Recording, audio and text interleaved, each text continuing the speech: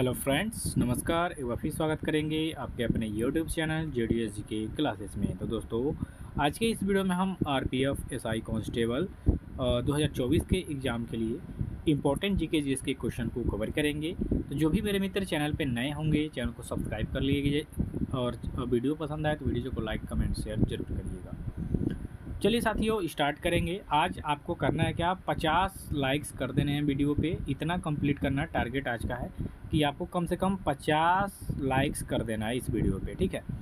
देखिए, लाइक करेंगे तो थोड़ा मोटिवेट होंगे हम लोग और आपके लिए मेहनत जो है डबल हो जाएगी।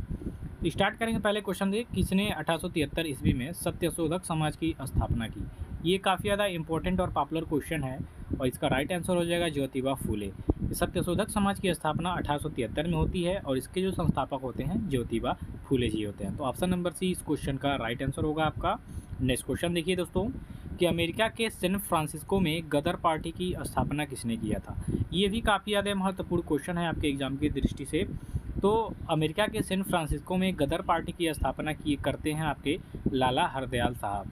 तो ऑप्शन यहाँ पे डी हो जाएगा सही उत्तर। चलिए साथियों, नेक्स्ट क्वेश्चन देखेंगे कि सन 1946 ईस्वी में गठित अंतरिम कैबिनेट की अध्यक्षता किसने किया था।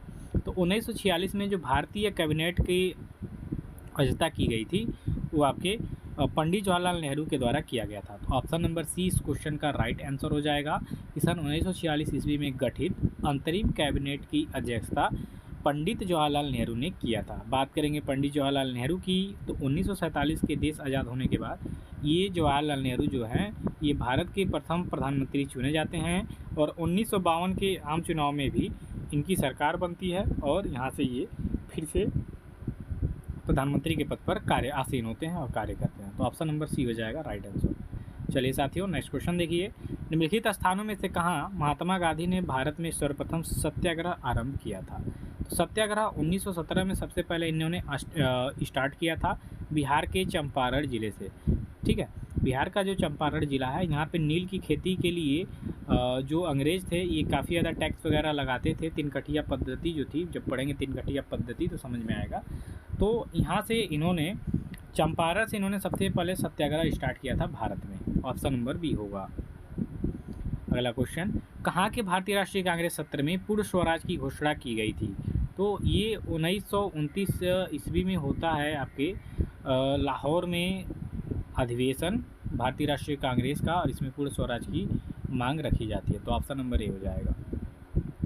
अगला क्वेश्चन, आगरा शहर की स्थापना किसने किया था। साथियों, 1504 ईस्वी में, ठीक है, 3 और 4 में, 1503 और 4 के बीच में जो इब्राहिम लोदी से पहले जो सिकंदर लोदी थे, दिल्ली के सल्तनत लोदी वंश के शासक, इन्होंने इस आगरा शहर की स्थापना किया था। तो ऑप्शन नंबर बी होगा। चलिए अगला क्वेश्चन है कि दीवान ए मुस्तखराज का संबंध किससे था। तो दीवान ए मुस्तखराज ये मुग़लों से संबंधित तुर्की अरबी से संबंधित चीज़ें हैं। मुस्लिम आक्रमणकारियों के समय में जो भारत को गुलाम किए थे, तो उस समय इन सब चीज़ों का प्रचलन था। दीवान खास, दीवान याज, दीवान मुस्तखराज, ठीक है। तो इसका संबंध हो जाएगा आपका भू राजस्व से। ऑप्शन नंबर डी इसका राइट आंसर होगा। अगला क्वेश्चन देखिए, निम्न में से किसको 1000 दिनारी की पदवी दी गई है। इनमें से 1000 दिनारी की पदवी किसे दी गई है। तो मलिक काफूर को। देखिए, मलिक काफूर जो था ये शुरू से ब्राह्मण था, ठीक है, लेकिन इसको 1000 दिनार में बेच दिया जाता है। तो कई जगह की यात्रा करके ये अलाउद्दीन खिलजी की सेवा में ये पहुंचता है, ठीक है। और अलाउद्दीन जो खिलजी था इसे दक्षिण के विजय अभियान के लिए भेजता है और ये जब दक्षिण की तरफ जाता है तो इसको अलाउद्दीन खिलजी को ये निराश नहीं करता है, यानी कि दक्षिण भारत में ये अपना जो अलाउद्दीन खिलजी का झंडा है इसको विजयी करते हुए चला जाता है। तो 1000 दिनारी कहा जाता है आपके मलिक काफूर को। चलिए अगला क्वेश्चन, अलाउद्दीन के आक्रमण के समय वारंगल पर किस राजवंश का शासक था। तो अलाउद्दीन जो खिलजी था, जब साउथ में इसने आक्रमण किया था तो उस समय काकतीय वंश का वहाँ पे शासन था। तो ऑप्शन नंबर डी हो जाएगा राइट आंसर। अगला क्वेश्चन है कि दिल्ली सल्तनत का प्रथम मुस्लिम शासक कौन था। तो दिल्ली सल्तनत पे सबसे पहले 1206 में यहाँ पे दिल्ली सल्तनत की स्थापना होती है, जिसमें गुलाम वंश था, ठीक है। दिल्ली सल्तनत में सबसे पहला 1206 में इसका स्थापना करता है कुतुबुद्दीन ऐबक और यही दिल्ली सल्तनत का प्रथम मुस्लिम शासक हुआ। तो ऑप्शन नंबर बी होगा। अगला क्वेश्चन है कि भारत में सूचना का अधिकार किस वर्ष पारित हुआ था। साथियों, भारत में सूचना का अधिकार पारित हुआ था आपका 2005 में, तो ऑप्शन नंबर डी होगा। अगला क्वेश्चन, फॉरवर्ड ब्लॉक संस्था के संस्थापक कौन थे? साथियों, फॉरवर्ड ब्लॉक जो है इसके संस्थापक कौन है आपके? तो सुभाष चंद्र बोस जी फॉरवर्ड ब्लॉक के संस्थापक थे, ऑप्शन नंबर सी हो जाएगा। अगला क्वेश्चन, चीन के साथ भारत के किस केंद्र शासित राज्य की सीमा लगती है? तो चीन के साथ ये लगता है आपका लद्दाख, ऑप्शन नंबर डी हो जाएगा कि चीन के साथ जो भारत का केंद्र शासित प्रदेश लद्दाख है ये इसके साथ सीमा साझा करता है इनमें से। अगला क्वेश्चन है कि भारत के किस राज्य के साथ पाकिस्तान की सबसे लंबी सीमा रेखा बनाती है? यानी पाकिस्तान भारत के किस राज्य के साथ सबसे लंबी सीमा रेखा बनाता है? ये आपका गुजरात राज्य हो जाएगा, option number A. Sorry, Gujarat नहीं होगा, राजस्थान हो जाएगा। ठीक है, गुजरात नहीं होगा, राजस्थान होगा। अगला क्वेश्चन, भारत के किस राज्य को टाइगर स्टेट कहा जाता है?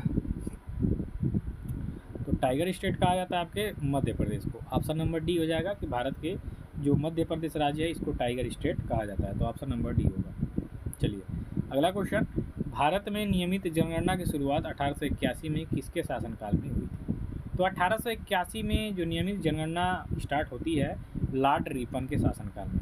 1872 में सबसे पहले भारत में लॉर्ड मेयो के शासनकाल में ये जनगणना स्टार्ट होता है और जाते जाते 1881 में नियमित हो जाता है लॉर्ड रिपन के शासनकाल में, तो ऑप्शन नंबर सी होगा।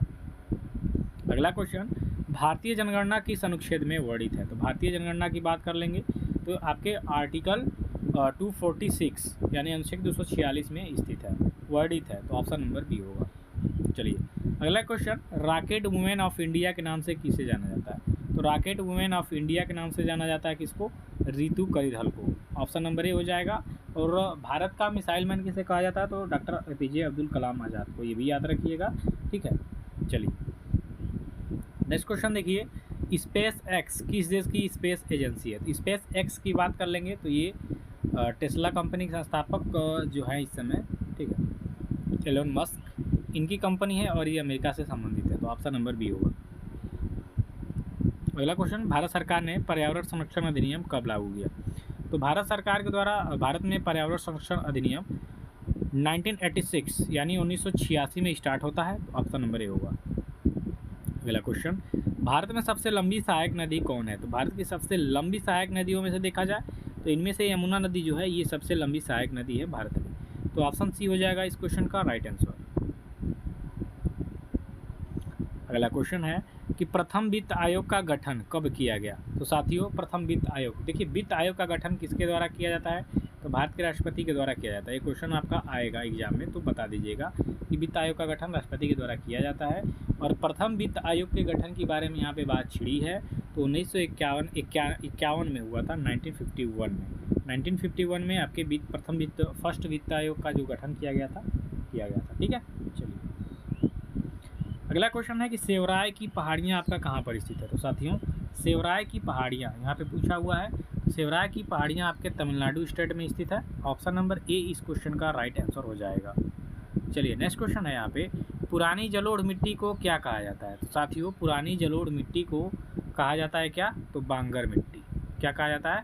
बांगर मिट्टी। किसको? तो पुरानी जलोढ़ मिट्टी को, ऑप्शन नंबर डी इस क्वेश्चन का राइट आंसर हो जाएगा। ठीक है, चलिए अगला क्वेश्चन, धुआंधार जलप्रपात आपके किस नदी पर स्थित है? तो साथियों, यहाँ पे धुआंधार जलप्रपात की बात करेंगे तो ये आपके नर्मदा नदी के तट पर स्थित है, नर्मदा नदी के ऊपर स्थित है। ठीक है, ऑप्शन नंबर ए जाएगा इसका राइट आंसर कि धुआंधार जलप्रपात नर्मदा नदी पर स्थित है।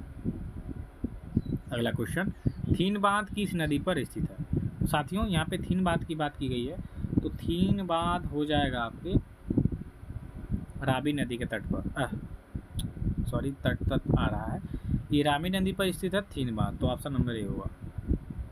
अगला क्वेश्चन है कि भारत में प्रथम न्यूक्लियर रिएक्टर कौन है? तो इसमें से भारत में जो प्रथम न्यूक्लियर रिएक्टर है वो हो जाएगा आपका अप्सरा, ऑप्शन नंबर डी हो जाएगा इसका राइट आंसर। अगला क्वेश्चन, हाइड्रोजन बम का आविष्कार किसने किया था? तो साथियों, हाइड्रोजन बम जो है इसका आविष्कार किया गया था किसके द्वारा? तो एडवर्ड टेलर द्वारा, ऑप्शन नंबर डी हो जाएगा इस क्वेश्चन का राइट आंसर। हाइड्रोजन बम देखिए बहुत ही खतरनाक होता है, ठीक, और इसकी खोज किसने किया था? एडवर्ड टेलर ने, तो ऑप्शन नंबर यहाँ पे डी हो जाएगा आपका सही उत्तर। अगला क्वेश्चन देखिए, शुष्क सेल में प्रयुक्त कैथोड है तो जो शुष्क सेल होता है इसमें जो प्रयुक्त कैथोड होता है वो आपका तांबा धातु का होता है, ठीक, सॉरी जस्ता होगा, ठीक है, तांबा नहीं होगा, जस्ता होगा। जो शुष्क सेल में प्रयुक्त कैथोड होता है जस्ता का होता है, तो ऑप्शन नंबर बी होगा। अगला क्वेश्चन है कि नाइट्रिक अम्ल किस धातु पर भी बेअसर होता है? तो बेअसर नाइट्रिक अम्ल, नाइट्रिक एसिड जो होता है ये किस धातु पे बेअसर होता है साथियों?